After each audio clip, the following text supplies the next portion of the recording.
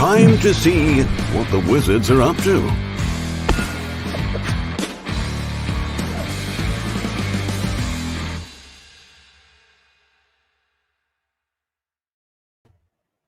Hi, Hey, everybody. everyone. Welcome to our weekly live stream. Thanks for joining us.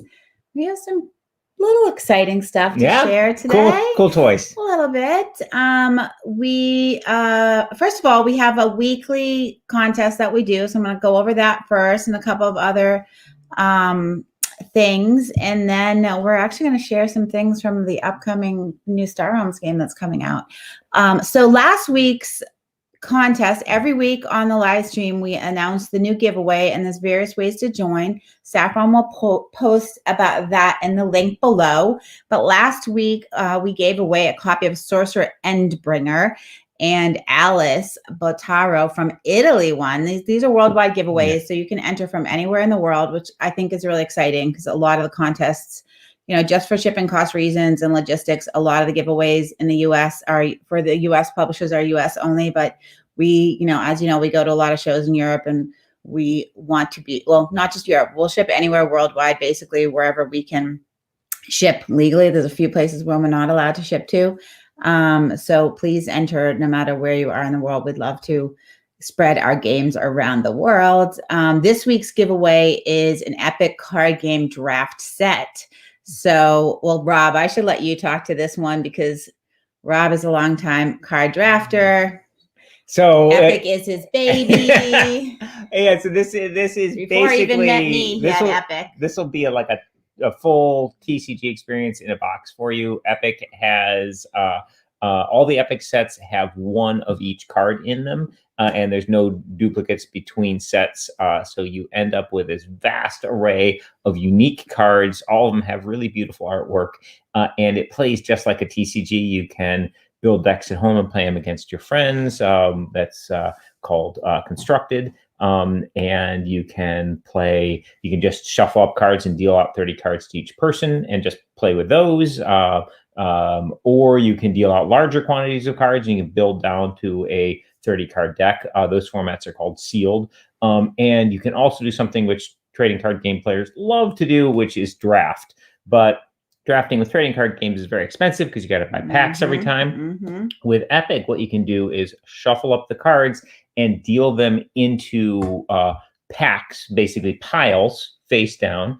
And when you're drafting, everyone will sit around the table. You can usually 8 is a great number, but you can do it with 4 people or pretty much any number. And you look at a pack of cards, pick one card that you want to keep for your deck and pass the rest to the left.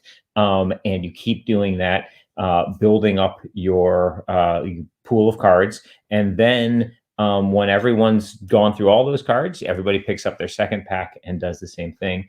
And for Epic, we actually designed a really cool 2-player draft format called Dark Draft, which gives this fantastic draft experience, but really does a really great job with it in 2-player. In that format, you make little 5-card piles of cards, and when both players pick up their first pack of 5 cards, they look through it, they pick one card they want to keep, they put that face down, then they put the other 4 cards on the table face down, and and their opponent does the same. You pick up the pack of 4 cards, you look through it, you pick 2 cards you want to keep, you put those into your keep pile, and you put the other 2 down face down off to the side. So your opponent doesn't know which 2 you picked. They know the 4 they passed you, but they don't know which 2 of them you picked. And you do that 10 times. That gives you 30 cards, and your deck's ready to go. Super fun draft format. With this prize, you'll have basically one of every Epic card, and it makes a phenomenal drafting experience. So tons of cards, beautiful artwork, super fun TCG style experience. Not very expensive to buy when you're buying them, and of course, if you win them in the giveaway, it's free. So, and we also have a free digital app if you want to check out Epic, see how it plays. You can go to the Google Play Store, the App Store on Apple, or Steam. Epic Card Game is the name of it. Completely free. You can play draft, sealed, constructed, all these formats. You have access to every single card. The only thing you pay for in the app is if you want cosmetics or if you want to enter tournaments. Some tournament, so you get some free entries to tournaments, but there's additional organized play stuff that you can do if you want to spend some money. But as far as like playing with your friends, playing with people around the world, all completely free. So check out the app. Pretty sweet. Yeah, and we used to do drafts before COVID in person with a bunch of people, yeah. Which was like, it was really exciting. We'd have a lot of people over and do drafts, and also around the holidays, a lot of the kids. When I say kids, like people your age now. A lot of the kids, the teenagers and 20-somethings and such would do drafts. Sometimes Rob would draft too, but it's always fun to see a large group of kids playing a game because too often they're all on their devices. So, it sounds like someone's printing something. I hope everyone is keeping warm. Oh, before we go to the next slide, I'm just going to give my tips. I've heard there's a lot of people in places that is not usually cold, that is having very cold weather. My tips for cold weather is flannel sheets and flannel pajamas. I'm just saying those are like awesome. And I don't like cold, so I'm freezing cold. I live in New England. You can also just stay in bed under all those sheets I'd like all day. to move somewhere warm eventually, but I know a lot of people are experiencing it's really rough when you're not used to that cold weather. I wanted to hit on Total Confusion. It's happening this week. And this week, I wanted to provide the details here of the events that we're running. So Thursday at 9 p.m. Eastern Time, we'll be running an Intro to Sorcerer and Tabletop Simulator. So in this, we'll show you not only how to run Tabletop Simulator, but also how to play Sorcerer. So we'll assume you don't know how to play Sorcerer and walk through how to play Sorcerer on Tabletop Simulator. So sort of a 2-for-1. Sorcerer plays really well on Tabletop Simulator. The implementation is beautiful, so I recommend it's totally free if you have Tabletop Simulator. Tabletop Simulator, I think, is about $20 to buy on Steam. And then on Friday at 9, we'll be doing similar, but with Kapow. Also great implementation, pretty quick to play on Tabletop Simulator. And we're looking for play testers on Tabletop Simulator on Kapow as well, if you're interested in doing that. And then Saturday, we are running a Star Realms digital tournament. There are already over 100 people signed up for this tournament, which we're really excited about because this is, the first digital. So we were hoping to run this in the app. Rob probably doesn't even know this because I just got the word on Slack today that this morning that we are not going to be running it in the app. Those of you who have been involved in our beta testing know that we've hit some glitches. So the team's working on resolving those issues. We want the tournament to go very smoothly. So anyone that signed up on the link, and Saffron can post the link below as well if you haven't registered and you would like to. Because we have had such a big turnout, we want to make sure that the tournament runs smoothly. So we're going to run it similar to how we've run past tournaments, which has been through Battlefy. And if you have questions on how to use Battlefy, you can ask in our Discord channel. And you'll get detailed instructions. And also many people in the Star Realms fan page, the fan created community page here on Facebook, also have played in those tournaments. It's pretty easy. Basically in the tournament software, it'll pair you up and tell you who to challenge. And then you come back in there and say, what the results of your matches were. It's pretty standard tournament software, but that's how we will be running that tournament. Oh, and before I didn't have the prizes to show you. I know we talked about prizes. Rob and Darwin, sorry, Rob, cover your face, but both signed this beautiful playmat. So we'll be sending that out worldwide, wherever you are as well. And we also, I know some people want to get their hands on these. So I came across some of these security craft. These were one of the former, why don't you show that? Yeah. One of the former Dice Tower, I see the little Dice Tower icon promo cards that we had. So we'll be sending those out to some of the top players as well. So the tournament's pretty easy. Basically, each round you'll be told what sets you're playing and who to challenge. And so you just challenge that username, and basically players in one column will be issuing the challenge. The other person will be receiving the challenge. If you get a challenge from your opponent, you just accept it, or if you're the person issuing the challenge, you issue the challenge, and then you play your game, report your result, and it'll be a Swiss tournament with a cut. This is sort of the way we've been running these events until we get it going in the app. The tournaments in the app are actually moving along pretty nicely. This last week, we actually were able to get all the way to the end of the tournament. 2 weeks ago, we had it crashed in, I think, the second round, but last week's got to completion.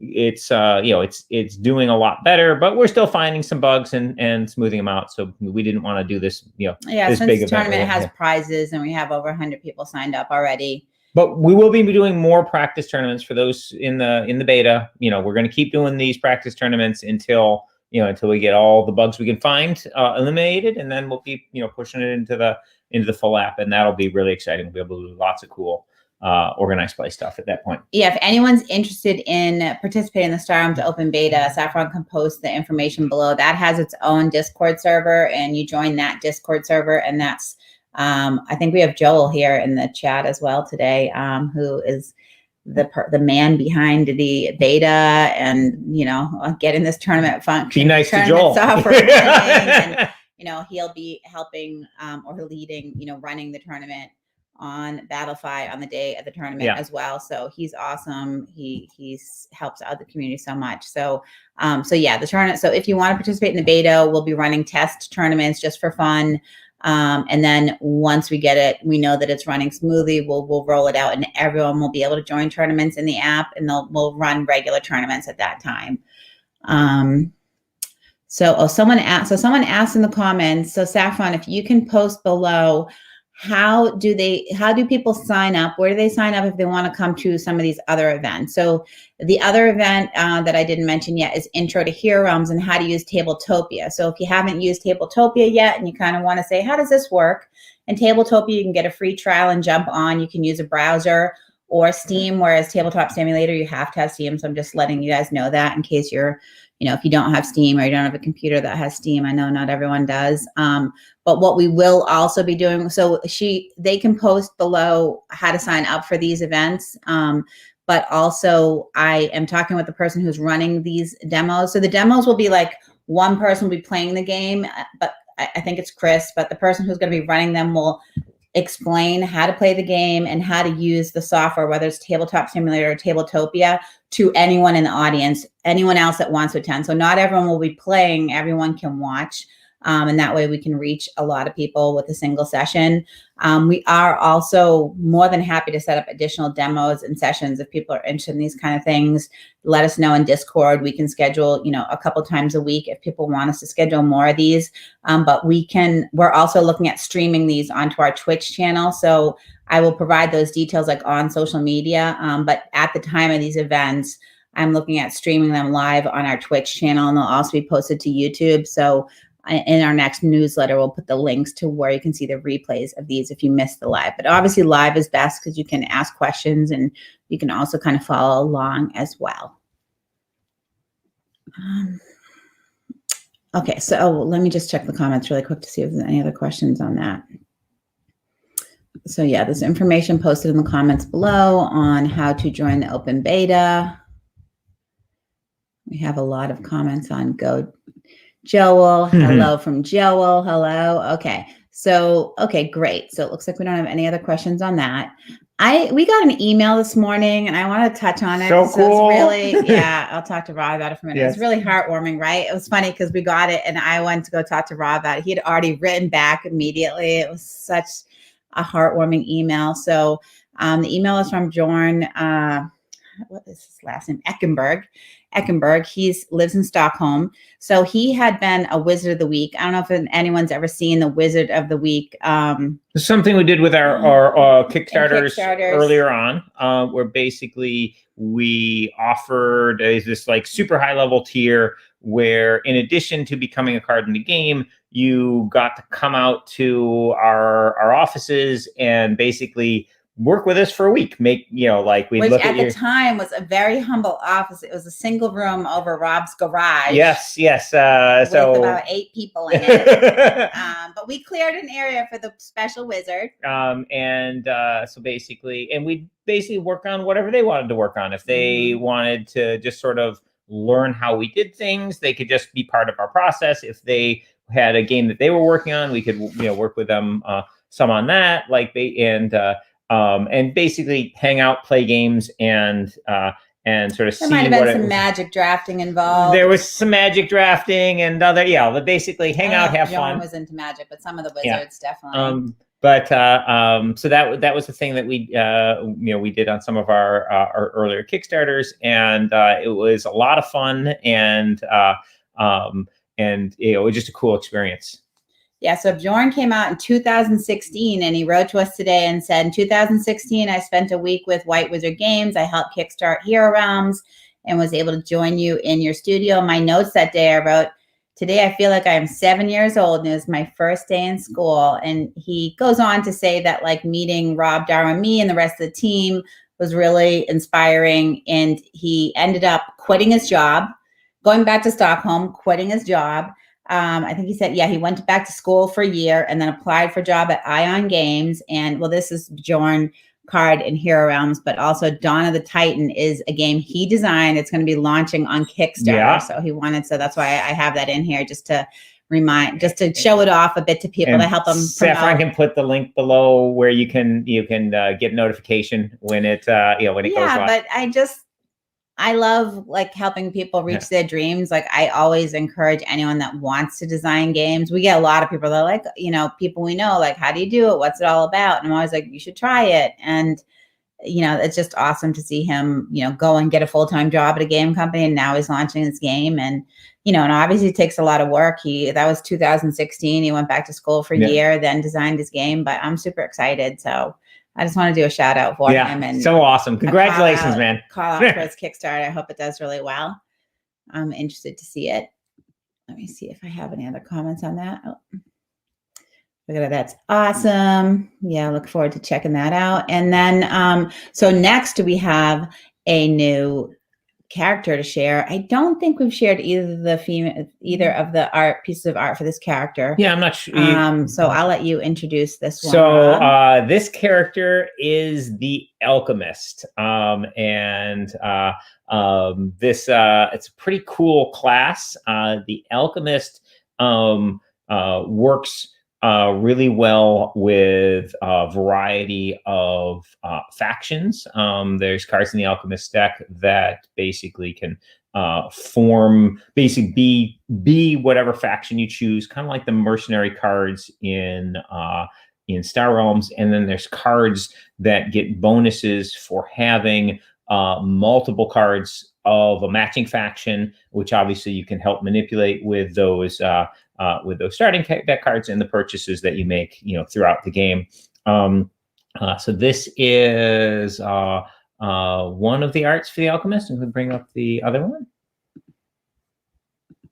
And you may want to just comment on the new Harems Kickstarter. Oh yeah, if you haven't about it, we've been talking about a bunch on these, but just so for anybody who hasn't heard about it, we have a Kickstarter coming up for Harems, which we're really excited about. It's going to have a new market deck, so there'll be a box set with a whole new 80 card market deck. So much like the Harems base set, you'll be able to play this on its own or combine it with any other Harems sets, including the base set. So tons of new cards for the market, and there's going to be 6 new character classes. The Alchemist obviously is one of those. We've got 6 new character classes coming, so you'll be able to vastly increase your PvP matchups. So like with the Alchemist, you could take on any of the current classes, the fighter, the ranger, the thief, the wizard, the cleric, so your matchups are go way up. And of course, all these new classes are also compatible with the Ancestry pack. So if you wanted to play a Dwarven Alchemist, you take the Ancestry pack, the Alchemist pack, put those together and go. There's also going to be upgrades for the for play in the campaign, or if you want to do leveled up characters PvP, there's going to be basically adventure packs for each of these characters, which will give you all the skill cards for their complete skill trees, and all the magic items they could get throughout all the box sets of the campaign. So if you wanted to play the Alchemist through the Ruin of Thandar campaign, you'd be able to do that as well. I love this art. Yeah, really exciting Hirom stuff in the pipeline. Can't wait to get that Kickstarter going. It's gonna be pretty sweet.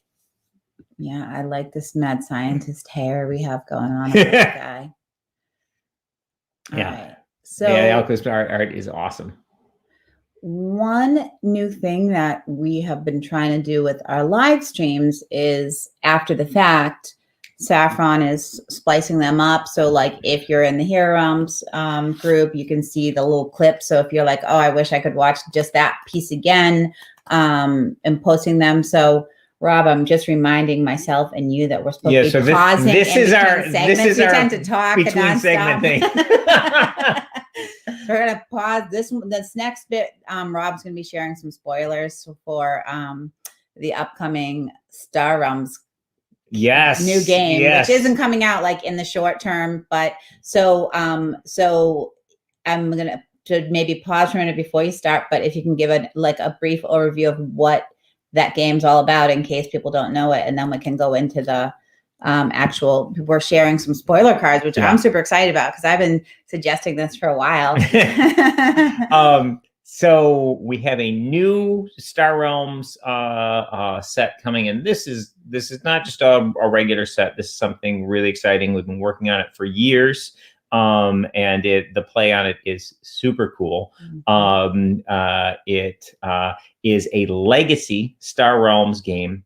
And it tells the story of the Star Empire's rebellion from the Trade Federation. So it's a prequel to the original Star Realms set. Much like all our Star Realms stuff, you will be able to use components from this mixed in with your regular Star Realms stuff. But the way you're going to play it out of the box is a legacy play experience. You'll just use what comes in this box through that. You're going to have a campaign series of 2-player games where one player is playing the role of the Star Empire, the rebels, and the other is playing the role of the Trade Federation. And this set has so much exciting stuff. One of the super exciting things we were able to do with this set, because of the nature of it and the place it holds in the story, for the first time ever, we've got new factions. And these factions represent the governments that were in the vicinity of the Star Empire when the Star Empire rebelled. And the Star Empire is the Star Empire is trying to convince these all these groups around it to join the rebellion, to throw off the yoke of the Trade Federation, stop paying their taxes, and kick the Federation out. And the Federation player is trying to keep all these governments loyal to them. And the way this plays out during the game is the market deck, unlike the current Star Realms where you'd have Trade Federation, Star Empire, Blob, and Machine Cult. This takes place before the Blob were a thing, and before the Machine Cult was a thing. One player's playing the Star Empire, one player's playing the Trade Federation, and all the cards in the market are new factions. We've got the Consortium, which are wealthier worlds closer to geographically closer to the Trade Federation. We've got the Kingdom, which is a monarchy, a fairly militaristic monarchy near the Star Empire.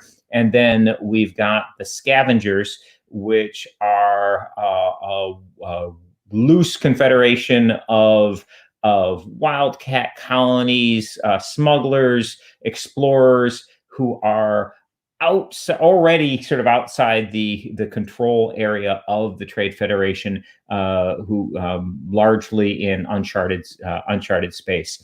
And today I'm going to be showing off some of the scavenger cards, and we'll be talking a little bit about the mechanics in the game. Yeah. I don't think Mark's being unreasonable about being super excited about this game. Oh, it's so cool. Oh man, wait till you play it. This is a scavenger card, the Digger. The scavengers use, as you might imagine, a lot of recycled, borrowed, stolen technology, anything they can get their hands on. They have to be very efficient of using using and reusing items, and they will scavenge all, any abandoned bases or vessels. They'll scavenge. Sometimes they resort to piracy in this.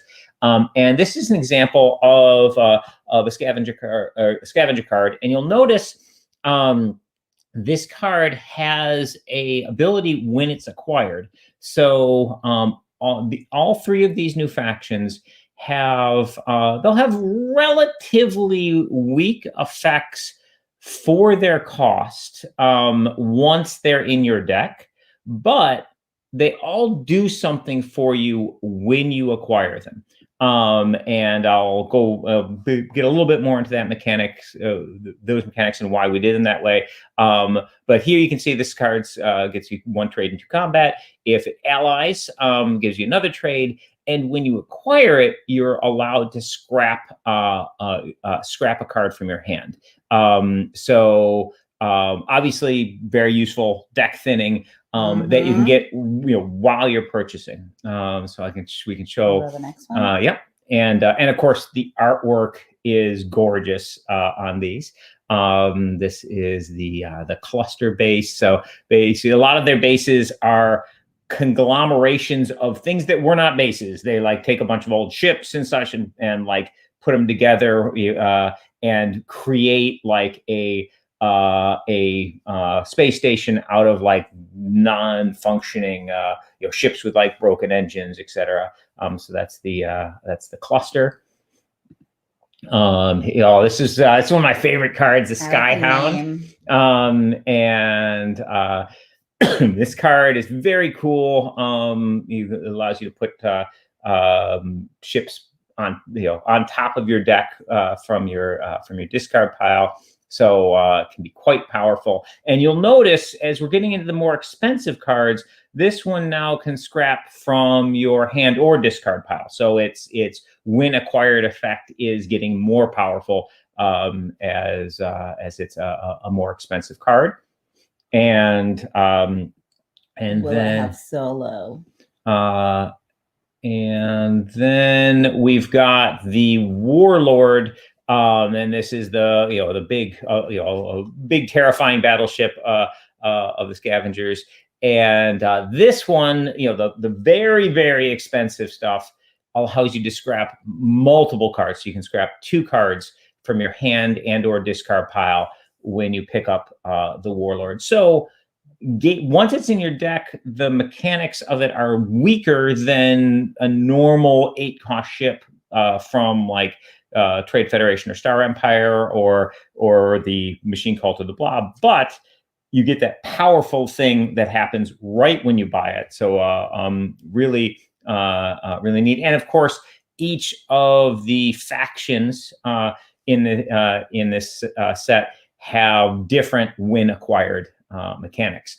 Now, when you buy one of these cards during the game, that represents a temporary alliance between that ship's captain or base commander, whatever, and your set. So let's say you're playing the Star Empire. So okay, you've convinced this warlord ship to join the war on your side for this battle.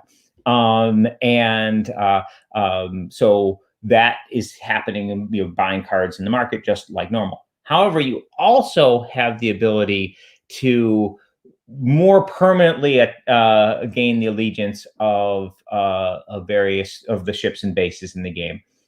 In the early games in the campaign, you will get a set of stickers for that game, and each game will have a specific scenario. So basically, there'll be a scenario telling you the rules of engagement and basically rules of play, kind of like the scenario cards from the scenario set, or what you might see playing Arena in the Star Realms digital app. You also might get some other stuff that for play with that particular encounter. And in the first encounter, you're going to be getting stickers. And those stickers allow you to upgrade a ship. So I'm going to show you the digger again. So for example, if you wanted to acquire the digger, you just pay 1 to acquire the digger. If you wanted to upgrade the digger, you had a sticker of the appropriate cost. So basically, the stickers tell you what cost ship or base they can be used on.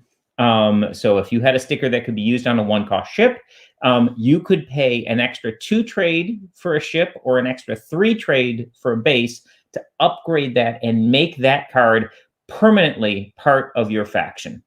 So we can show you what that looks like. So here's the digger with Star Empire sticker on it, and you'll notice on the top there's a little sticker, a round sticker that has the dual faction icon for Star Empire Consortium, and on the bottom here you'll see that it has a new Star Empire ally ability. So that sticker covers up that the original digger ally ability, which was 1 trade if it was with another scavenger ship, and it gave you a much more powerful ally ability for the Star Empire. So basically, this represents like you giving that ship like additional weapon systems, communication systems, basically upgrading their tech for them to really join your side. And so now this card obviously is dual faction, so it'll trigger allies from both the other factions, and it has the Star Empire ally ability of 2 combat and opponent discards a card from their hand. So now this is a solid Star Empire card. It gives you 1 trade and 2 combat when you play it, ally for 2 more combat and opponent discards. Super solid Star Empire card, and it'll also still trigger the ally abilities of existing scavenger ships. Now, we can also show you an example of the card with the Trade Federation sticker. So here's the digger upgraded for the Trade Federation. Now you notice the first ability on the lower sticker down here is giving 3 authority, and there's no like ally symbol or scrap icon or anything in front of that. So that is a additional primary ability of the card. So now when you play this card, it'll give you 1 trade, 2 combat, 3 authority, and if you ally it with another Trade Federation card, it gives you another trade. And that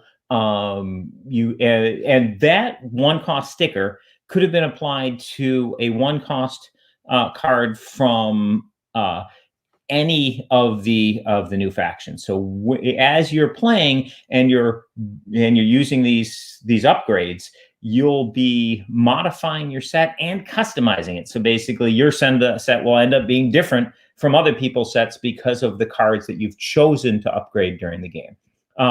And there's a lot of fun stuff we do with this sticker mechanic. So, for example, in the first game, as an alternate win condition, if one of the 2 players upgrades all of their stickers, they basically get a political victory in that in that battle. They've done a better job sort of converting the neighboring systems and such to their side. And so the game, that is an alternate win condition. If you can use up all 5 of your stickers, you win the game on the spot. So it's kind of like a mission equivalent. So we have a question from Mark saying, in future games, will this card still cost 1? And the answer is yes. And at first glance, you might be like, wow, that's weird.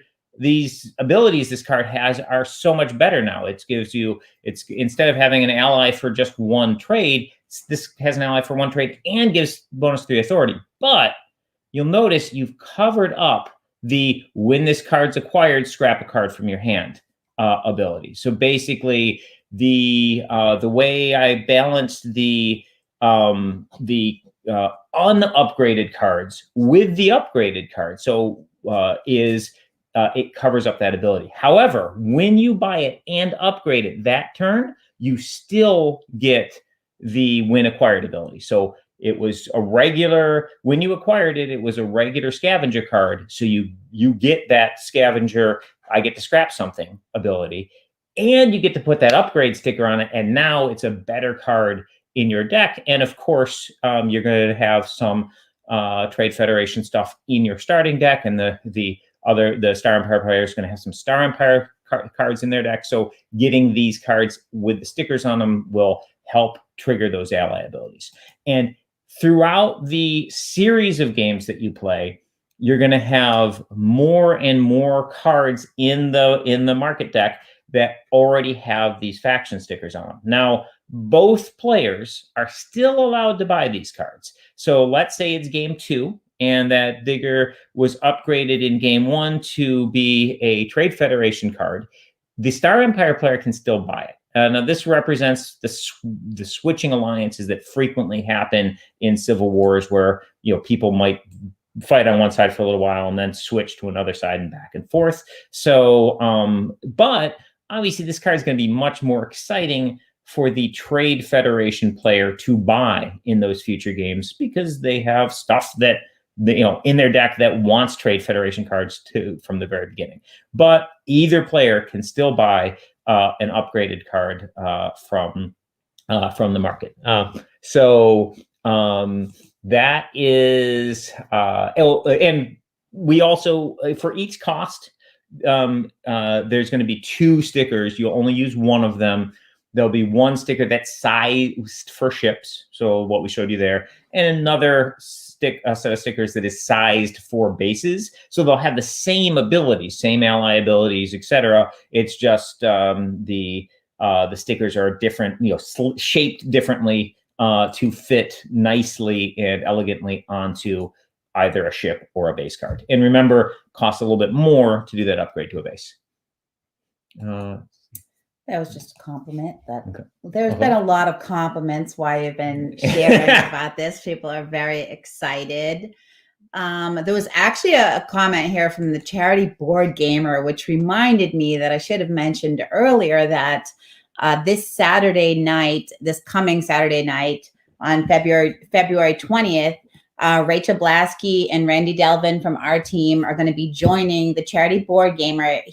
Chris Goodlett is running an all-day charity stream, and we're a sponsor of it for a good cause. And he is going to be playing board games the entire day. And we have I think the last slot of the night, 10 p.m. to midnight. We're not early morning people, so it's a very popular, totally slam day. So we encourage everyone, if you are interested in seeing the campaign, they're going to be playing the Lost Village. So I know we've played Runa Thandar several times online on Tabletopia a couple of times. But if you're interested in getting a sneak peek at the Lost Village or just seeing how the campaign decks plays, check that out. And Rachel and Chris, please feel free to post links below. Sorry, I should have mentioned that earlier. And now a couple questions for you, Rob. Sure. Will this be available in solo play? So this is designed to be a 2-player experience. Now, the stuff that's in it is compatible with some of the solo stuff that exists. So things like the Nemesis Beast or the Pirates of the Dark Star, or whatever, you could play against those with cards from some of the cards from this. Although you'd have some weirdness with the ally triggers and such. But so there'd be a lot of cards that'd be the equivalent of factionless cards under that scenario. But basically, this is designed primarily as a 2-player experience. Now, once you're done with it, you will be able to play the final version of your deck over and over and over again. So basically, it's replayable, and you'll also be able to combine the stuff into your existing, combine it with other existing Star Realm sets. So basically, there is a series of games campaign series of games that is it is a 2-player experience, but when you're done with that, you'll be able to take these cards and meld them in with your Star Realms collection. But yes, it does not have a solo mode, but it is designed for 2 players to play through that campaign. And then we have similar questions from 2 people, from Brian here and Ashbourne.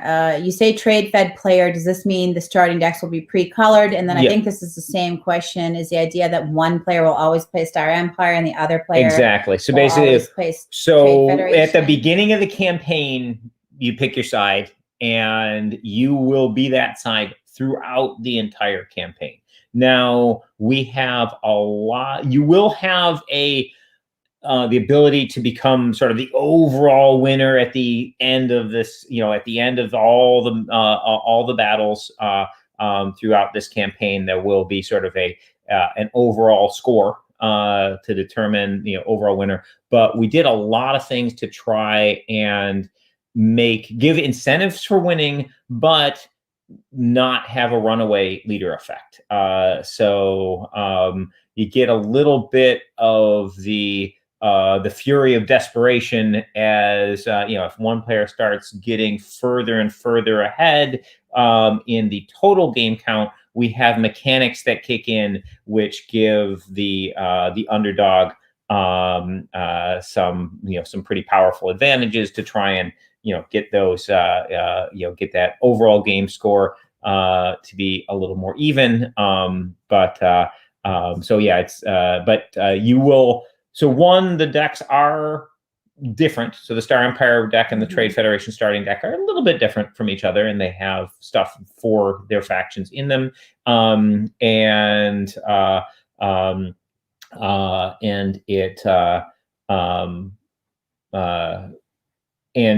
the cards in the market deck will get, over the course of games, get modified to be matching, one player or the other player's factions a little bit more. And how many games are in the campaign? So there's a series of I believe it's 10. I'll have to double check that, but it's a sizable number of games, and each of those games has a specific has a specific scenario to them, and the winning and losing the previous game have effects on how they're going. Oh, I bet Rob has thought about this already. They want to know, won't this mean that they'll have some decks that are heavy in one faction, the Star Realms collection, and Yeah. So basically, there's there's a couple different ways to address this. One is you could just bring in the cards from the new factions if you want to maintain balance. So that one way you can do it is just have basically the equivalent of extra mercenary style cards in your market deck, where you have some consortium, some unupgraded consortium scavenger and kingdom cards in your deck.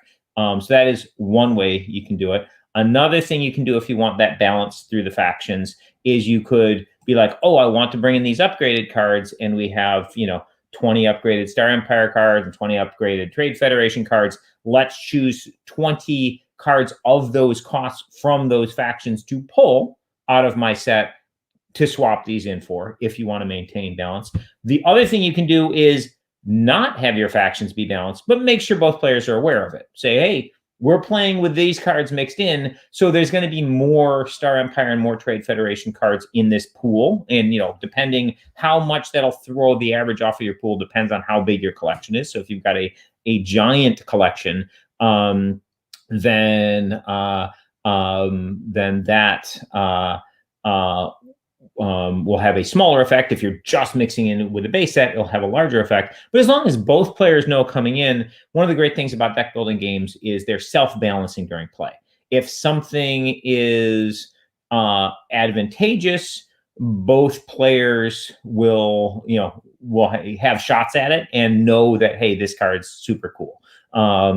Because of what's going on in the factions. And maybe if a certain faction like the Blob or, in your game are getting really ignored because, people are like, oh, there's more Trade Federation cards, I want to get those, then a player might be able to grab those up at some point and basically get those combos together because those cards are being ignored. So those are sort of the three ways you can look at it. Also, also,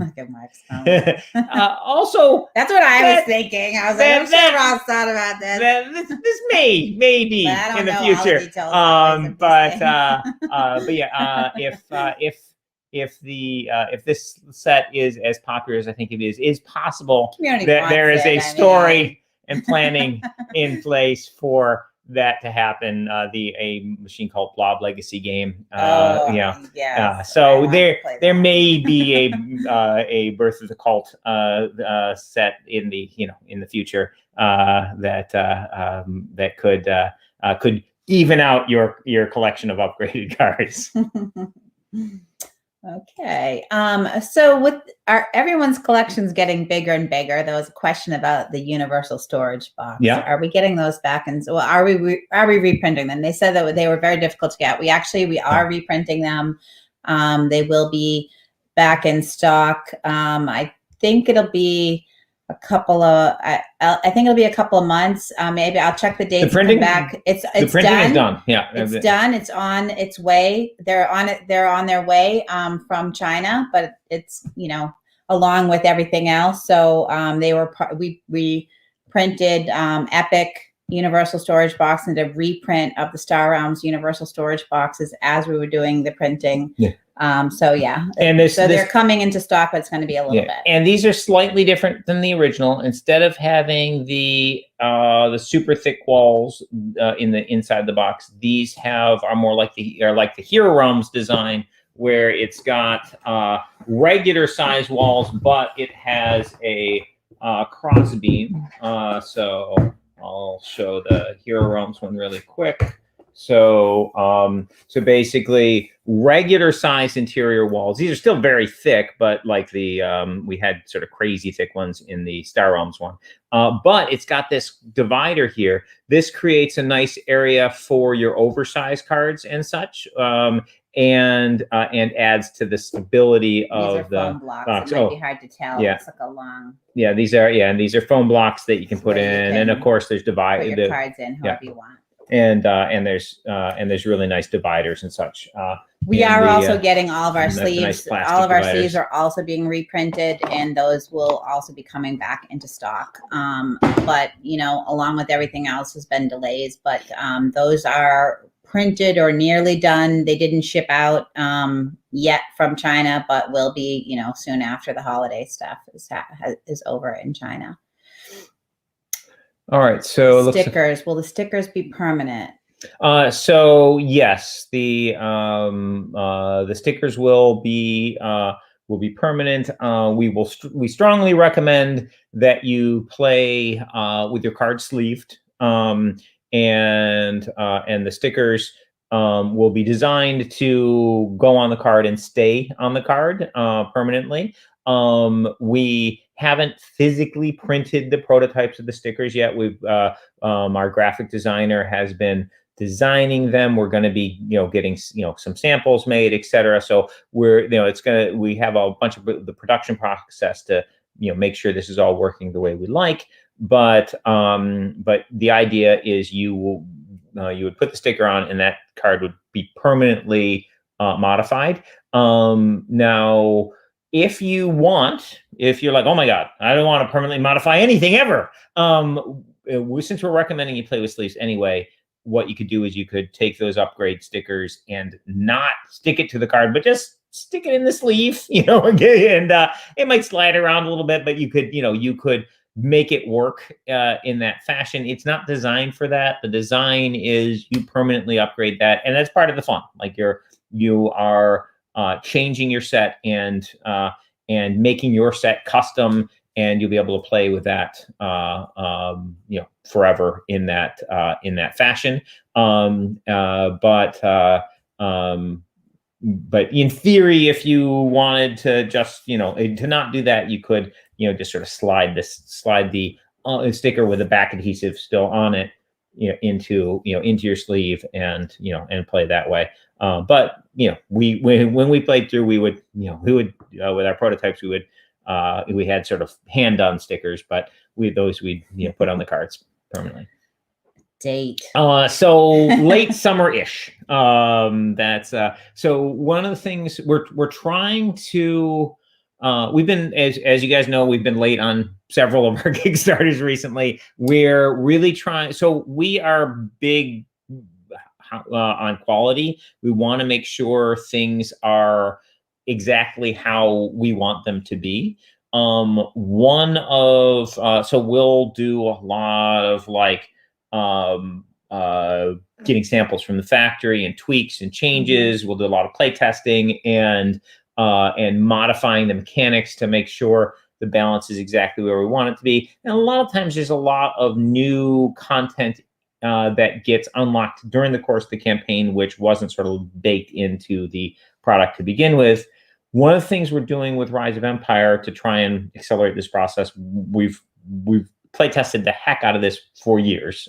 So that part is the balancing part is done. And while we will have cool stretch goals, they won't be modifying the primary product. So we'll have Star Realms promo cards and stuff that you can get, but the primary product is is sort of set, and we've been working to get all the artwork in and all the and figure out all these graphic design challenges and packaging challenges. So that's stuff we're going to be doing in the coming months. So hopefully we can have knock on wood, have a quicker, more efficient delivery on the Kickstarter. And since this sounds so awesome, are there any plans for this style of play for Hero Realms? Yeah, so it's definitely a possibility. There's a lot of cool stuff we could do with this sort of thing in Hero Realms. But we want to see how our customers react to this product. We're super excited about it. If you guys are half as excited as we are about it, I think it'll be phenomenal, and we'll be looking at doing cool stuff like this for our other games. But we want to see how it goes. Awesome. And Brian asked, so will the universal storage boxes be on the new Harems Kickstarter? So first, I'm not sure which box you're talking about. So we have the Star Realms Universal Storage Box will be available as an add-on. For add-ons in the Kickstarter and the Pledge Manager, we typically do all the products in that product line. In the product line. So since it's a Hiroms Kickstarter, if you want to get any of the past Hiroms products, those will all be available. So like that would include the Hiroms Adventure Storage Box, and then the more difficult to get items. So all of our Kickstarter exclusive items from past Kickstarters. We sort of have like a vault thing going on where, if you back one of our Kickstarters, you can get and you just learned about our games, you can get past Kickstarter exclusive, but we also do include the more difficult to get products. Like the boxes are large and expensive to store worldwide. So, if you want to, include boxes for other products in your order, you can add those in the pledge manager. I do want to mention though, the Hiroms adventure storage box. Can you show that again, Rob? That Rob just showed, that is in stock. And if you're interested, you can get that today. So if you're in a region where you've got, a game store that you can order from, maybe they're doing like curbside pickup or local delivery or something, we strongly encourage you to get your Hero Realm storage box through that, or your Star Realms universal storage box through your local retailer. Those local shops could really use the help right now. So they can order those today from their distributor, Brian. If you're looking, it sounds like he is looking for these. So if you already have Harems and you're looking for the adventure storage box, you can ask your local game store, hey, can you get this the next time you're doing an order from your distributor? Or you can also buy, we have an online store. Saffron can drop the link below. So I know many people have told me they don't have a local game store. So if you don't have a local game store, that's always an option. And then for some people who like to just, get everything together and get it with the Kickstarter, you can add that in the Kickstarter for sure. I just want to mention, because I don't want you to find out later, oh, wow, I could have just ordered it right now. You can order it right now if you want to. And help out that local shop if you've got one. Because, boy, would it be nice if when this pandemic's over, you can go down to your local shop and play some games there. So let's try and keep them in business, through the hard times. So we do. We really definitely encourage that. I think let's see. There was a question about whether we'll port our digital games to the Switch. I mean, we don't have plans right now. It's been mentioned a few times. So if people are interested in that, please, let us know through our support email or in social media. We definitely listen when we hear loud and clear, hey, everyone really wants this thing, but we've, heard very occasional inquiries about the Switch. It would be, not an insignificant investment for us to port our games to the Switch. So since it does run on every, mobile phone platform, we don't think it's necessary, but if people feel really strongly about it, we're always listening. We've been playing a lot on the Oculus Quest. That's our new thing. And I was like, oh, maybe Star Wars should be on here. But that of course would be a major investment. Probably not going to happen, but we're having a lot of fun. That's our New Year's working out now after Christmas and the holidays. So let me see. Yeah, my cardio routine currently is playing Blast On, which is that game really gets you moving. Yeah, I told Rob about it, and now I can't even play me. I'm so much worse than him. So if anyone's really bad at Blast On and you need a buddy to shoot, let me know, because I'll meet you in the virtual world. But if you're really good, Rob is really good. Okay, let me see. I think we've answered all the big questions. But if I have missed, I saw one asking about the Sorcerer Kickstarter. So we are currently working to. We're going over. We have a ton of content. Things are looking amazing. We had an update last month, talking about some of the new stuff, showing off the Sigismund stuff, cool mechanics, etc. We are gonna be we're putting a bunch of content from our games up on simulators.